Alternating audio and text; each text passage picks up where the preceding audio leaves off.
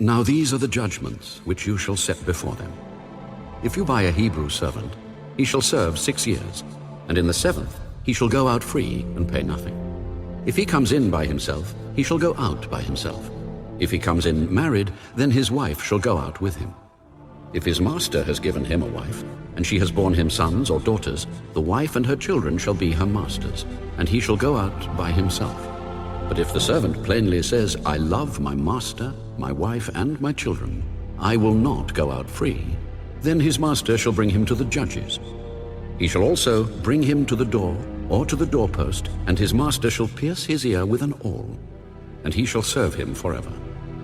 And if a man sells his daughter to be a female slave, she shall not go out as the male slaves do.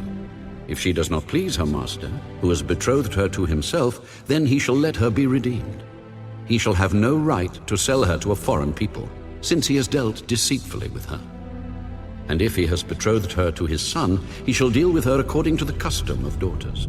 If he takes another wife, he shall not diminish her food, her clothing, and her marriage rights. And if he does not do these 3 for her, then she shall go out free without paying money. He who strikes a man so that he dies shall surely be put to death. However, if he did not lie in wait, but God delivered him into his hand, then I will appoint for you a place where he may flee.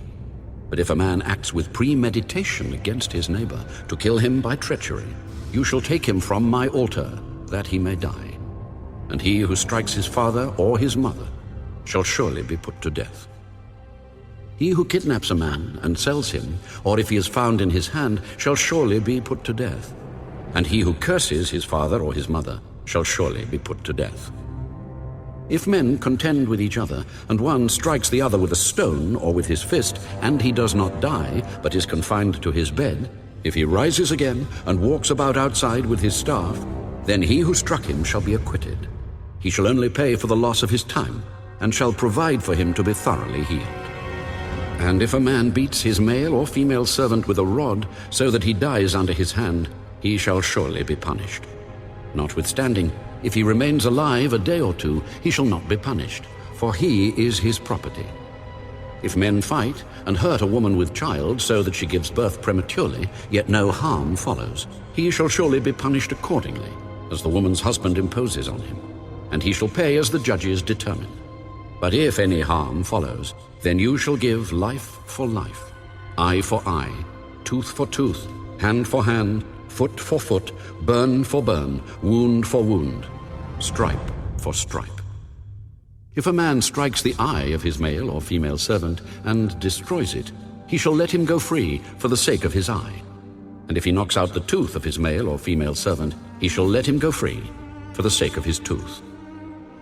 If an ox gores a man or a woman to death, then the ox shall surely be stoned, and its flesh shall not be eaten, but the owner of the ox shall be acquitted. But if the ox tended to thrust with its horn in times past, and it has been made known to his owner, and he has not kept it confined, so that it has killed a man or a woman, the ox shall be stoned, and its owner also shall be put to death. If there is imposed on him a sum of money, then he shall pay to redeem his life, whatever is imposed on him. Whether it has gored a son or gored a daughter, according to this judgment, it shall be done to him. If the ox gores a male or female servant, he shall give to their master 30 shekels of silver, and the ox shall be stoned.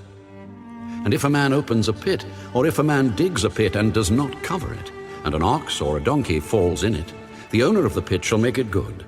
He shall give money to their owner, but the dead animal shall be his.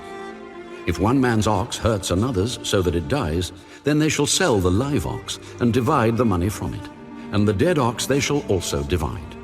Or if it was known that the ox tended to thrust in time past, and its owner has not kept it confined, he shall surely pay ox for ox, and the dead animal shall be his own.